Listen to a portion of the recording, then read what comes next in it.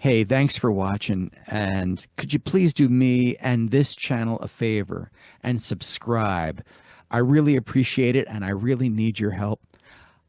Thank you very much. Can't tell you how much it means to me. I was introduced to starting to buy vinyl again. The fact that my daughter started getting into music on vinyl and get away a little bit anyway from listening to all music digitally, meaning that she finally owns media of some type, um, sort of got me back into the swing of vinyl after having sworn I would never buy vinyl again. Moving with vinyl, I couldn't face it one more time. But as I think I'm planted where I'm going to be for the rest of my life, um, I've allowed myself to get back into, at the very least, collecting some vinyl that I like. So I occasionally nowadays go to record stores and record shows like I did in the olden days. But now that I'm going back, I'm finding some vinyl and of some bands that I don't even know. If I go to a show and I have a list of things that I want to buy and I don't find anything on the list, I'll look for something interesting on a sleeve, an album sleeve or album cover, however you want to refer to it. And last time I was out, it was someplace in North Jersey, and I went with my friend Mario, and we were walking around and just looking for something. He's always looking for Beatles and Beatles 45s and what have you. He has a very specific list all the time.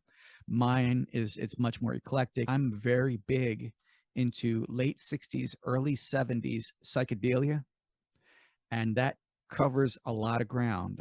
I have a wide ranging taste for that era psychedelia, and it can stretch from progressive rock, which I really like, and it also can go to like bubblegum pop, but with the lots of jangly guitars and spacey keyboards and what have you. And I like stuff like that. I appreciate stuff like that. To this day, I love that era. Anyhow, I saw an album at this show that I went to, and I just love the sleeve. The sleeve just it called to me.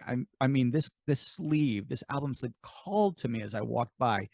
You must buy me. So I bought it. There it is. Now this is a self-titled album, but it's only self-titled in the United States. In Canada, it was called something completely different. But for now, we're going to go with Madrigal, the name of the album and the name of the group, Madrigal. They're from Canada. And I got home and I put it on the turntable, and oh my God, I can't even begin to tell you how much I fell in love with this band. A huge new fan. I mean, like I can't even explain to you how much I love this album. 53 years after it was released, and I got a copy that was probably played twice. I mean, it's in great shape, and it's just terrific. It's a terrific album. So what do you do when you find like something that you didn't know you wanted, and it's from another era, and it's from another country, and it's from just another time and place of music? Well, what I would do is try to find the band. Well, 53 years later, it definitely would have been much harder if there was no such thing as the internet. Suffice it to say that the members of Madrigal are still around. Most, if not all of them, are still making music. Um, Madrigal lasted that first lineup of Madrigal that released one album was together for one album. When they made this album, the guys were in high school, I believe, or had just out of high school. They were very young. So anyhow, what better way than spend my time than tracking down the objects of my affection, Madrigal. Let me tell you something. I am going to meet Madrigal, as crazy as it sounds, and it probably sounds just as crazy to them, but it's going to happen. So I'm here to say Rick Henderson, John Swainson, and Pete Boynton, I cannot wait.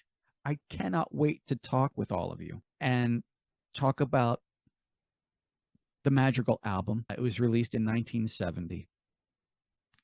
I love that album. You're listening to Up Close and Acoustic with Charlie Silvestri. Today, my guests are Madrigal, and that is Rick Henderson, Pete Boynton, and John Swainson. I met this band in a very roundabout manner, as I said in the introduction, and found you at a record show, found your Madrigal record at a record show. And fortunately, I found the American version, the American release, which has a beautiful record sleeve. I think if I found the Canadian release record sleeve, I may not have picked it up. So I think I should start, I guess, at the very beginning and ask you guys, since I read that you were together since 1968 at least, how old were you guys when you got together? 18, 19? 16, 17, I think. I was the youngster in the band. Yeah, so. he was the baby. Good for you. Well, you all look amazingly well preserved, so life has treated you very well. Hey, I was water skiing yesterday. Hey, very cool. Yay! Did you know each other in childhood? Is this like a high school band deal? Did you get together in a high school or something? How did you get together? We're just kind of we were all looking for the best musicians in the neighborhood and found them. Well, because that's really what we're doing, you know. Well, I mean, I read that you guys were playing gigs at this time, Yeah. and in fact that you were in quotes discovered by a local impresario. Where were you spotted to be seen by somebody who had the ability to put you together as a recording group? His contact. Oh, I think that was. Yeah. It was the management company that got us together with him. It was Direction South that pulled us in there. Okay. Okay, so somebody else actually spotted you. So you already had something that people were interested in. You had a sound or something that people were interested in, and they actually sent somebody out to see you. Yeah, I think so. Part of it was I had done some stuff at Greg's studio, I think. Okay. And with Gary O'Connor and all those people were kind of, you know, doing nice things for me. And somehow that led to the band going to Greg. I don't know. I remember Greg coming to your house, your parents' house, because we all lived with our parents still at that point in time. Yeah. Mm-hmm. And we were all set up in your basement, and Greg came out, and I remember him leaning down while we were playing to listen to Peter's voice to see if he was the voice he wanted on the first single. If my ears are correct, were you all harmonizing, or was that just Pete harmonizing with himself? No, that's all of us. It was all of us. Yeah. That's what I thought. That's Rick has a really good voice, so it was like you got four voices that are, and guys who could play too. I think I'm trying to remember one thing. Did I play? I played keyboards as well as bass, right? That's right. That's when you started playing piano again. That was one of the reasons we got together, is because you wanted to start playing piano again. Yeah, after being a bass player for a few years. We almost found ourselves in a position where we had drums, 2 guitars, and piano, and no bass player. So we all shared the bass playing. It interests me that your first single, the I Believe in Sunshine single, was written by Greg Hambleton, the impresario that I was talking about earlier. And was that a difficult thing for you guys to accept? We're going to sing somebody else's song, or were you happy to have something to add to what you were thinking about doing? It was part of the deal. I was wondering about It was that. foot in the door type thing. I'll do an album with you, but this is your first single. Right. It was released, the single from Madrigal, my guests today, was released in September. It was called I Believe in Sunshine. And in America, it was released on international records as just Madrigal. In Canada, the album was released as Sunshine and Baked Beans. Had I seen that cover, I probably never would have picked up that album. Now, whose idea was that album cover? That's a good question. That was when we discovered hash, I think. Yeah. Oh, man. And the guy on the front cover was one of our roadies. Yeah. Oh, Well, the cover for the cover I fell in love with, for people who are listening, is a beautiful little drawing painting, very, very inspired by the ideas of the day. It's like a very pastoral, minstrel kind of thing, and that's what draws me to music of that era. You know, I see the record sleeve like that, and I think, I'm going to buy that album based on that alone, and maybe I'll find something I like. Turns out the Madrigal album has everything that I like, which is great. But if I saw a cover of a guy who possibly naked eating a can of baked beans in bed upside down, with a spoon, I probably would have passed it by. So, like, what was the reaction in Canada? I know you guys got some chart play from I Believe in Sunshine, and a degree of success. That it's something to be lauded. And actually, while I'm thinking about it, my thought is this: for your single, the Madrigal single, I Believe in Sunshine, had it been released in the spring, you would have had a summer-long hit. But since it was released right before the holidays, it sort of disappeared too quickly. It either should have been re-released the next spring, and to set you guys up, as with a nice single to carry you through the summertime. Did anybody think of that at all back then? probably not. not me. See, I overthink things, but that would have made sense, because I could have heard that on the beach, and say, oh, these guys, this is amazing. So I find that track and another couple on there very reminiscent of a sound like Badfinger. Was there any influences on you guys at the time as to what you wanted to sound like? We were pretty big on Crosby, Stills and Nash at the time because of the vocal harmonies, and there was a Toronto band called Kensington Market that we loved, and got a certain amount of influence from them. Since you guys wrote the bulk of the album, I'm going to ask a very sensitive question. You can answer it however you like. Do you own the publishing of any of the songs? Now, this goes to Pete, I think, but Judge by the Book, or Boog, on the album might be my favorite track. Now, if somebody wanted to record that, I'm just wondering who goes to talk to whom to use that track. They probably have to come to me. They have to come to the writer. As I recall, we retained the writers, but not the publishers' rights. We had the rights as the composers of the song, but Greg had the right as the publisher. Mm-hmm. And that was part of the record deal. To make the record deal, that's the way it came out. For sure. And it was kind of standard in those days for the your record company to take the publishing. Apparently it's worse now. They try to even take your mechanicals. What kind of gigs did you play after the album release?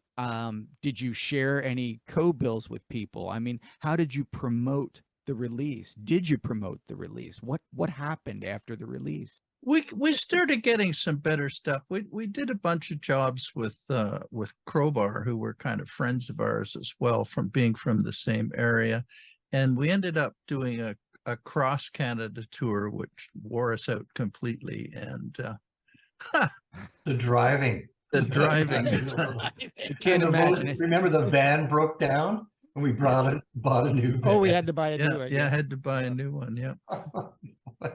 I'm Donnie sorry was to the hear only that. one with credit. Yeah. Yeah, Oh, yeah. I was wondering if they would, or whoever, set you up with a co-bill that would, benefit either you or both bands. I mean, whether it was on Tuesday Records or whether somebody, had the, hey, let's set these guys up with this other band here and send them out on the road. Was there anything like that, cross promotion or opening availabilities for you guys, or even headlining gigs? I mean, how did it work? Well, as Rick said, we got a lot of support from Crowbar. You remember "Oh What a Feeling"? What a rush.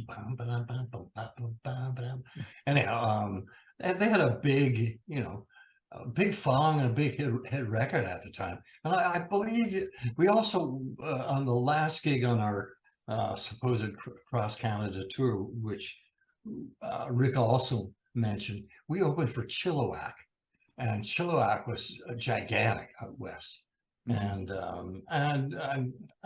rightly so. They were just a great rock band, one of the best Canadian rock bands, really, at the time. Did you of those times? Did you guys ever make it south of the border? Did you ever get to like Detroit or something that would be reasonably close in the States? Yes. we played a club called Gilligan's in outside of New York. Okay. And we played there all week. And on the weekend, they would bring in a more well-known band and we would open for them. And one of those bands was Alice Cooper. Cool. That was a night. I think we'll all remember that. That was fantastic. We actually and we shared the stage. We already had our PA set up, so they used our PA and we used their amplifiers, which we ended up buying from them a couple of months later. That's a great story. See, that's what I was looking for. I'm looking for a little nugget of some knowledge here from you guys. But I had never heard of Alice Cooper. I had no idea who they were. We were hearing things before the concert. Remember all the people talking about this guy's going to be just like crazy. And he was pretty crazy on stage. I remember walking in the dressing room before the gig and it's like, holy shit, who are these guys? There was another one. Remember the band called, they had Vehicle? Yes. Yeah. Yes, we played in Syracuse. The Ides of March. The Ides of March. Yeah. What you don't know, John, about when we played with the Ides of March is that the guy who was the leader of the band, and they had a big record called Vehicle. And I'm your vehicle, baby. Yeah. I can't remember exactly. But that guy, the guy who ran the band, sang and played guitar with the band, comes out after the gig and he points to Rick and me, and he kind of cornered us and he says, "You guys want to join my band?"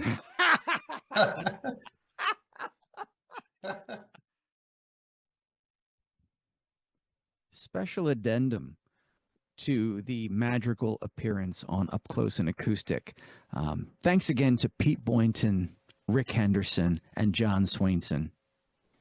Thank you for coming on 53 years later to talk about an album that you made so long ago that it must have been very, very difficult to recall a lot of the stuff. But thank you especially to Madrigal and Rick Henderson in particular, because what they did was so cool. They did the coolest thing. It makes this job worthwhile. It makes this job worth doing. 53 years after they released their album, they recorded a new song as Madrigal for this show. This is the only place that you'll hear it. So thanks again to Madrigal and all the guys in Madrigal. Listen up for this song. I think you'll like it. And like I said, this makes the whole job worthwhile.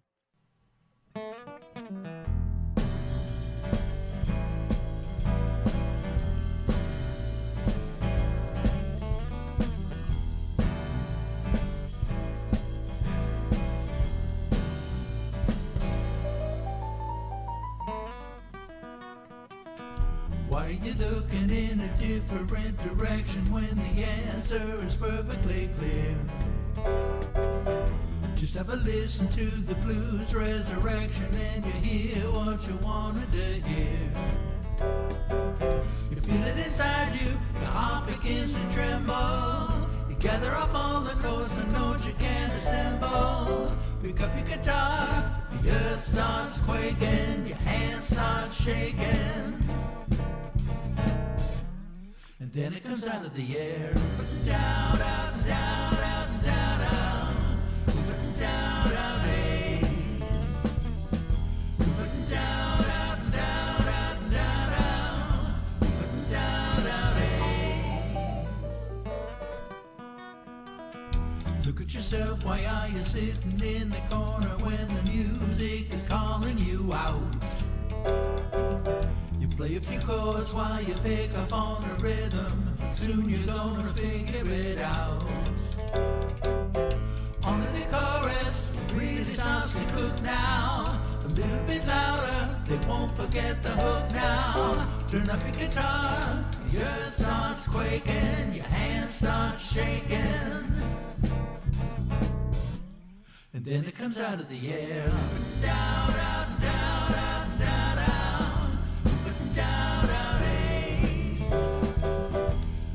Down, out, and down, out, and down, down, down, hey.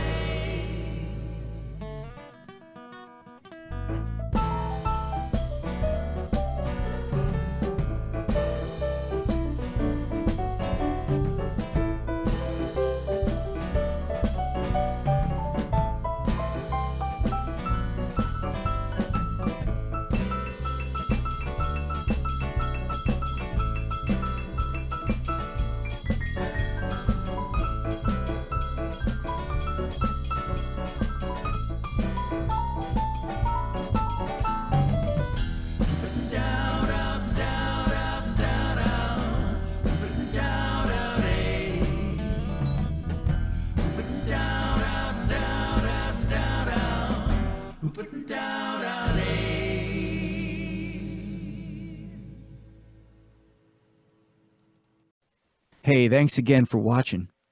I would really appreciate it if you subscribe to the channel. You would be doing me, and by extension, all the bands and musicians that come on, a really big favor. We'd all appreciate it. Thank you again. Take it easy.